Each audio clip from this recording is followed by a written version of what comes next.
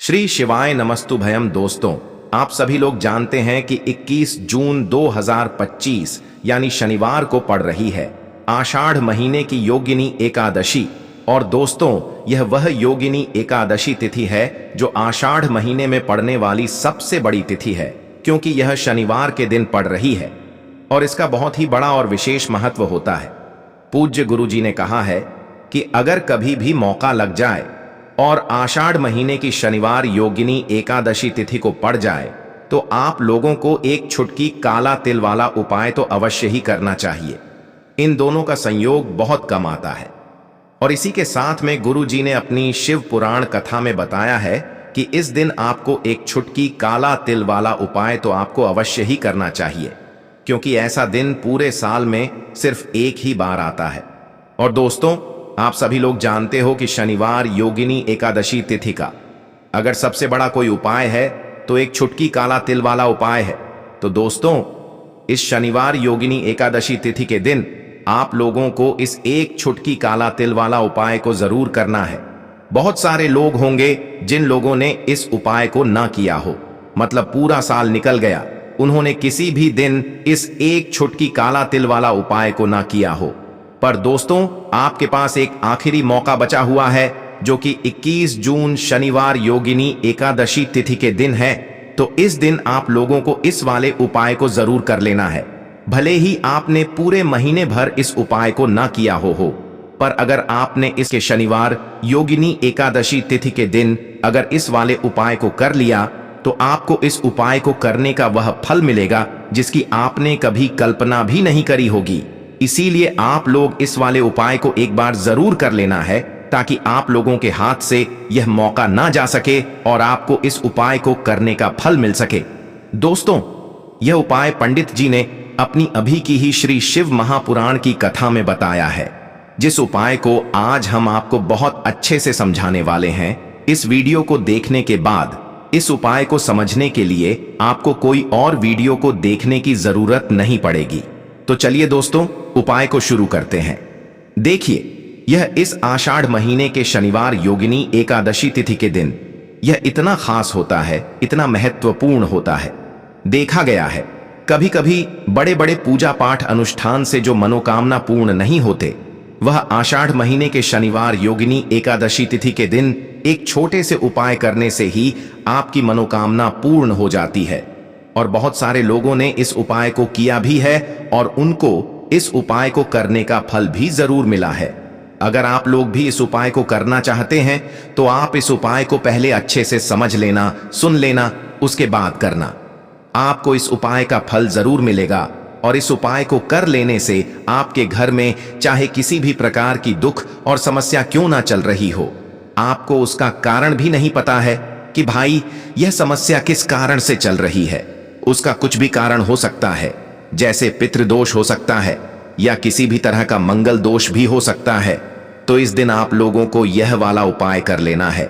यह एक ऐसा उपाय है जिस उपाय को अगर किसी विशेष दिन पर किया जाए तो भाई उस विशेष दिन का जो है वह तो हमें मिलता ही मिलता है, पर हमने उस दिन पर इस उपाय को किया है तो हमें उससे भी बड़ा फल मिलता है, और फल बहुत जल्दी मिलता है, क्योंकि आप इस उपाय को बहुत ही बड़े और विशेष दिन पर कर रहे हो। तो चलिए अब उपाय के बारे में बात करते हैं, लेकिन उससे पहले आप लोगों को यह जानना आवश्यक है कि आखिर यह उपाय किस समय करना है, किसको करना है और कैसे करना है। तो चलिए हम आगे आपको वीडियो में एक एक करके बता देते हैं। लेकिन उससे पहले अगर आप लोग हमारे चैनल पर पहली बार आए हैं या फिर मेरी आवाज आज पहली बार सुन रहे हैं तो हमारे चैनल को सब्सक्राइब जरूर कर लेना और इस वीडियो को लाइक करके कमेंट बॉक्स में श्री शिवाय नमस्तुभ्यम ओम नमः शिवाय जरूर टाइप कर देना। तो दोस्तों, इस एक छुटकी काला तिल वाला उपाय को हमें इस शनिवार योगिनी एकादशी तिथि के दिन कैसे करना है, किसको करना है, किस समय करना है और कहां पर करना है, यह सारे सवालों के जवाब आपको इस वीडियो में मिल जाएंगे। और जो यह वीडियो देखेगा भाई, उसको एक छुटकी काला तिल वाला उपाय जरूर करना चाहिए, क्योंकि इस दिन एक छुटकी काला तिल का भी बहुत ही बड़ा और विशेष महत्व होता है। और जब बात आ जाए एक छुटकी काला तिल वाला उपाय की, तो यह सोने पर सुहागा वाली बात हो जाती है और यह एक बहुत ही बड़ा उपाय हो जाता है इस शनिवार योगिनी एकादशी तिथि का। तो अब दोस्तों, इस एक चुटकी काला तिल वाला उपाय को आखिर करना किसको है? सबसे पहले हम लोग वह बात जान लेते हैं। तो देखो, घर की जो बड़ी माताएं बहनें होती हैं, उन माताओं बहनों में से कोई भी एक बड़ी माता बहन इस वाले उपाय को कर सकती है। और दोस्तों, अगर आप चाहे तो अपने घर में से सभी सदस्यों को भी इस उपाय को करवा सकते हैं। अगर किसी व्यक्ति की खुद की कोई मनोकामना है, खुद की कोई दुख और परेशानी है जो कि वह अपने लिए ही करना चाहता है, इस वाले उपाय को तो वह खुद अपने लिए भी कर सकता है।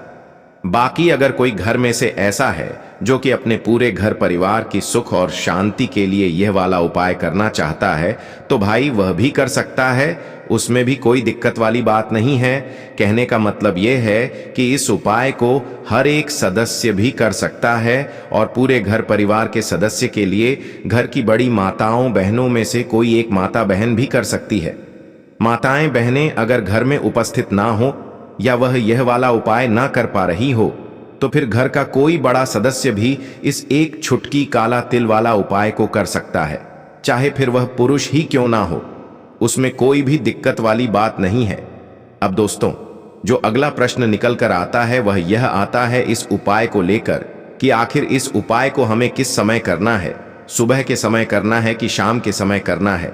तो देखो, इस वाले उपाय को आप लोग सुबह के समय भी कर सकते हो और शाम के समय प्रदोष काल में भी कर सकते हो।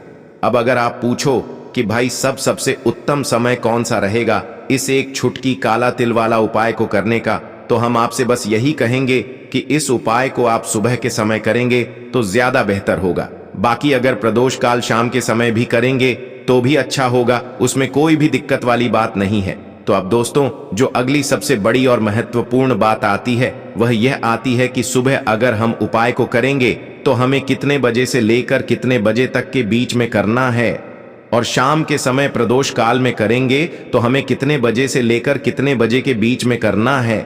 तो देखो, सुबह जितनी जल्दी हो सके आप उपाय को करने की कोशिश करना। बाकी अगर किसी कारणवश लेट भी हो जाओ, थोड़ी देर भी हो जाए, तो 10 या 11 बजे तक भी आप उपाय कर लेना, पर 12 बजे से ज्यादा देरी ना हो। ठीक है, इस बात का ध्यान रखना। उसके बाद में दोस्तों, अगर शाम के समय प्रदोष काल की बात करें, प्रदोष काल का जो समय होता है वह शाम के 6 बजे से शुरू हो जाता है। मतलब शाम के 6 बजे से लेकर 7 बजे के बीच का जो समय होता है, यह समय प्रदोष काल का समय होता है। तो आप इस उपाय को 7 या 8 बजे के बीच में भी कर सकते हो। मतलब शाम के 6 बजे से रात 8 बजे के बीच में आप कभी भी इस वाले उपाय को कर सकते हो, उसमें कोई भी दिक्कत वाली बात नहीं है। देखिए दोस्तों, योगिनी एकादशी तिथि की जो व्रत है वह जीवन से दुर्भाग्य को दूर करती है, दरिद्रता को दूर करती हैं और हमारी सोई हुई किस्मत को जगाने का कार्य करती है। तो चैत्र मार्ग शीर्ष महीने की विशेष योगिनी एकादशी व्रत पर आपको यह उपाय करने से चूकने नहीं है। तो चलिए दोस्तों, जान लेते हैं पहले उपाय के बारे में। देखिए दोस्तों, इस उपाय को करने के लिए मात्र आपको एक गुड़ का टुकड़ा लेना होगा और इसी के साथ में आपको मात्र एक स्टील की कटोरी के अंदर शुद्ध जल लेना होगा। देखिए दोस्तों, सबसे पहले तो आपने जो स्टील के पात्र के अंदर जल लिया था, इसमें आपको जो गुड़ का टुकड़ा है इसे डाल देना है, यानी कि आपको गुड़ से युक्त जल तैयार कर लेना होगा। अब दोस्तों, इस प्रकार से यह जल तैयार करने के बाद इससे आपको लेकर के पहुंचना है तुलसी जी के पौधे के पास में। देखिए, आप यह जो उपाय है इससे अपने घर पर जो तुलसी जी का पौधा है वहां पर भी कर सकते हैं। घर पर तुलसी जी का पौधा नहीं है तो मंदिर में जो तुलसी जी होती है वहां पर भी आप यह उपाय कर सकते हैं। देखिए दोस्तों, सबसे पहले तो आपको जो अपने गुड़ वाला जल तैयार किया है इसे अपने सीधे हाथ की हथेली पर लेना है और आपको ओम नमो भगवते वासुदेवाय इस मंत्र का जाप करते हुए आपको जो अपना नाम है और अपनी गोत्र है उससे 7 बार बोलना है और यह जल आपको तुलसी जी की जड़ में अर्पित करना है। आपको प्रार्थना करनी है कि हमारे जीवन से जो भी धन की समस्या है वह दूर हो जाए और माता लक्ष्मी की कृपा सदैव हमारे ऊपर बनी रहे। इस प्रकार से आपको कामना करनी है और ऐसे शुभ भाव को रखते हुए आपको यह जो जल है इसे तुलसी जी की जड़ में समर्पित करना है। देखिए दोस्तों, योगिनी एकादशी की व्रत पर इस प्रकार से गुड़ वाला जल समर्पित करने से आपके जीवन में कभी भी धन की समस्या नहीं होती है। देखिए, यह जो उपाय है आपके जीवन में संपदा को बढ़ाने वाला है, यानी कि इस उपाय को करने के बाद आपके जीवन में कभी भी दरिद्रता उत्पन्न नहीं होती है और आपको अपने जीवन में सुख, समृद्धि तथा वैभव की प्राप्ति होती है। तो इस प्रकार से आपको यह पहला उपाय करना है अपने जीवन में सुख, समृद्धि तथा धन की प्राप्ति के लिए। अब दोस्तों, हम जान लेते हैं दूसरे चमत्कारिक उपाय के बारे में। देखिए, इस उपाय को विशेषकर आपको अपने घर में जहां कहीं भी शम का वृक्ष है, शम का पौधा है, वहां पर आपको करना है। घर में शम का वृक्ष नहीं है तो आपके आसपास जो भी शम का वृक्ष है वहां पर भी आप यह उपाय कर सकते हैं। तो देखिए, इस उपाय को करने के लिए सबसे पहले तो आपको एक दीपक लेना होगा। दीपक आप मिट्टी का भी ले सकते, आटे का भी बना सकते हैं, और इस दीपक में आपको गोल बाती का प्रयोग करना है और साथ ही साथ दीपक में आपको शुद्ध घी का प्रयोग करना है। अब इस प्रकार से एक गोल बात का दीपक तैयार करने के बाद इसी के साथ में आपको मात्र एक छुटकी काले तेल भी लेने होंगे। देखिए, शनिवार योगिनी एकादशी व्रत के दिन शम के वृक्ष के वहां पर हम कोई भी उपाय करते हैं तो इससे हमें क्षण दोष से मुक्ति मिलती है, साथ ही साथ हमें हमारे जो कर्ज हैं उससे भी मुक्ति मिलती है। तो ये जो उपाय है आपको सूर्यास्त के बाद में ही करना है। सबसे पहले तो आपको इस दीपक को और काले तिल को लेकर के पहुंचना है शमी के वृक्ष के वहां पर। अब आपके पास जो काले तिल हैं, सबसे पहले तो इन्हें आपको उस दीपक के अंदर डाल देने हैं। ओम शम शनि शराय नमः इस मंत्र का जाप करते हुए अब देखिए, इस दीपक को आपको अपना जो मुख है वह पश्चिम दिशा में रख करके प्रज्वलित करना है, क्योंकि पश्चिम दिशा भगवान शनिदेव की मानी गई है। तो आपको अपना जो मुख है वह पश्चिम दिशा में रख करके ओम शम शनिश्चराय नमः इस मंत्र का कम से कम 11 बार जाप करके यह दीपक आपको कमी के वृक्ष के वहां पर प्रज्वलित करना है। देखिए, यह जो दीपक है आपके जीवन के अंधकार को दूर करने वाला है, साथ ही साथ शनिदेव को प्रसन्न करने वाला है और साथ ही साथ आपके जीवन में जो भी कर्ज से जुड़ी हुई समस्याएं हैं उन्हें भी दूर करने वाला है। तो इस प्रकार से आपको आषाढ़ महीने के विशेष शनिवार योगिनी एकादशी तिथि पर यह उपाय करना है। अब दोस्तों, हम जान लेते हैं तीसरे चमत्कारिक उपाय के बारे में। देखिए, यह जो उपाय है आपकी रोग मुक्ति के लिए होने वाला है, यानी कि आपके जीवन में जो भी बीमारियां हैं उन्हें समाप्त करने वाला है। देखिए, यदि आपके घर में कोई भी व्यक्ति लंबे समय से परेशान है, यानी कि वह किसी भी बीमारी से परेशान है, तो आपको शनिवार योगिनी एकादशी तिथि के इस शुभ संयोग में यह उपाय करना चाहिए। देखिए, इस उपाय को करने के लिए आपको मात्र एक तांबे के पात्र के अंदर शुद्ध जल लेना होगा। इसी के साथ में आपको एक शम का पत्ता भी लेना होगा और इसी के साथ में आपको मात्र 11 काले तिल के दाने भी लेने होंगे। अब दोस्तों, इन सभी सामग्रियों को लेकर के आपको पहुंचना है सबसे पहले तो भगवान शिव के मंदिर में। दोस्तों, गुरुजी ने बताया है कि आप इस उपाय को शनिवार की योगिनी एकादशी व्रत पर सुबह से लेकर के शाम तक किसी भी समय में कर सकते हैं। देखिए दोस्तों, सबसे पहले तो आपके पास जो काले तिल के दाने हैं उन्हें आपको एक एक करके उस पात्र के अंदर डालते जाना है और आपको लगातार श्री शिवाय नमस्तुभयम इस मंत्र का जाप करते रहना है। अब दोस्तों, आपके पास जो एक कम का पत्ता है उसे भी आपको उस पात्र के अंदर डालना है। लेकिन जब भी आप यह कम पत्र उस पात्र के अंदर डालेंगे तो आपके घर में जो भी व्यक्ति बहुत अधिक बीमार है उस व्यक्ति का आपको नाम और उस व्यक्ति का आपको गोत्र बोलनी है और आपको महादेव से प्रार्थना करनी है कि इस व्यक्ति के शरीर में जो भी बीमारी है, इस व्यक्ति के शरीर में जो भी रोग हैं, वह सभी आपकी कृपा से समाप्त हो जाएं। इस व्यक्ति को इसका जो भी रोग है उसमें आराम मिले, इस प्रकार से आपको कामना करनी है। और यह जो एक कम का पत्ता है इसे आपको उसी पात्र के अंदर डाल देना है। अब दोस्तों, इस जल से आपको भगवान शिव के शिवलिंग का अभिषेक करना होगा। श्री शिवाय नमस्तुभयम इस मंत्र का जाप करते हुए देखिए, जब भी आप यह जल अर्पित करेंगे तो आपको अवधूतेश्वर महादेव का मन में स्मरण करना है और जैसे ही यह जल शिवलिंग से होकर के जलाधारी की ओर बह करके आएगा तो इस जल को आपको उसी बात के अंदर थोड़ा सा झेल लेना है और आपको अवधूतेश्वर महाद्वीप से इस जल को औषधि स्वरूप प्राप्त कर लेना है।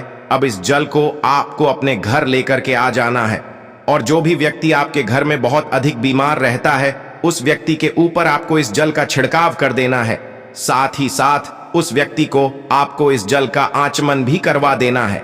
अवधूतेश्वर महादेव का मन में स्मरण करते हुए गुरुजी ने कहा है कि जो भी व्यक्ति इस प्रकार से यह उपाय करता है तो उसके जीवन से निश्चित ही रोगों की समाप्ति होती है। तो दोस्तों, जीवन में रोगों से मुक्ति पाने के लिए आपको चमत्कारिक उपाय भी निश्चित ही करना है। अब दोस्तों, हम जान लेते हैं गुरुजी द्वारा बताए गए चौथे विशेष और अंतिम उपाय के बारे में। देखिए दोस्तों, यदि आप भी चाहते हैं कि चारों ही दिशाओं से आपके जीवन में कभी भी धन की समस्या नहीं होनी चाहिए, चारों दिशाओं से आपके जीवन में जो धन के स्रोत हैं वह बंद नहीं होने चाहिए, चारों दिशाओं से आपके जीवन में धन आना चाहिए, आपके जीवन में धन की प्राप्ति होनी चाहिए, तो आपको यह चमत्कारिक उपाय करना है। देखिए दोस्तों, आप सभी को पता है कि शनिवार के दिन पीपल के वृक्ष में भगवान विष्णु माता लक्ष्मी का निवास होता है। तो इस दिन आपको एक चौमुखी दीपक तैयार करना है। देखिए, आप चौमुखी दीपक मिट्टी का भी ले सकते हैं और आटे का भी बना सकते हैं। यदि आप आटे का बना रहे हैं तो आपको शुद्ध आटा मनकर उसका एक दीपक तैयार करना है और इस आटे में आपको नमक नहीं डालना है, इस बात का आपको ध्यान रखना है। तो इस प्रकार से आपको यह दीपक तैयार करना है। दीपक में आपको 4 बातिन का प्रयोग करना है। 4 बायां जो है, आप मोली वाला जो धागा आता है कलावा का, उसकी बायों का प्रयोग कर सकते हैं और इसी के साथ में आपको इस दीपक में शुद्ध घी का प्रयोग करना होगा। अब देखिए दोस्तों, इसी के साथ में आपको एक चुटकी हल्दी भी लेनी होगी और जो एक चुटकी हल्दी आपने ली है इसे आपको उसी चौमुखी दीपक के अंदर डाल देनी होगी। अब दोस्तों, यह जो चौमुखी दीपक आपने तैयार किया है इसे आपको शनिवार योगिनी एकादशी तिथि की रात्रि में, साथ ही साथ आषाढ़ महीने की इस योगिनी एकादशी पर लेकर के पहुंचना है पीपल के वृक्ष के वहां पर। और इस चौमुखी दीपक को आपको देवी महालक्ष्मी का मन में स्मरण करते हुए पीपल के वृक्ष की जड़ में प्रज्वलित कर देना है। ओम महाल नमः इस मंत्र का लगातार जाप करते हुए। देखिए, यह जो दीपक है आपके जीवन में सुख समृद्धि लेकर के आएगा और यह जो दीपक है विशेषकर आपको अपना मुख जो है वह पूर्व दिशा में रख करके प्रज्वलित करना है। तो इस प्रकार से आपको जीवन में धन की प्राप्ति के लिए यह उपाय करना है, चौमुखी दीपक का चमत्कारिक उपाय। तो दोस्तों, यह थे पूज्य गुरुजी द्वारा बताए गए कुछ बहुत ही खास उपाय। अगर आपको जानकारी अच्छी लगी हो तो वीडियो लाइक करिएगा। मिलते हैं फिर एक नए वीडियो के साथ। श्री शिवाय नमस्तुभयम।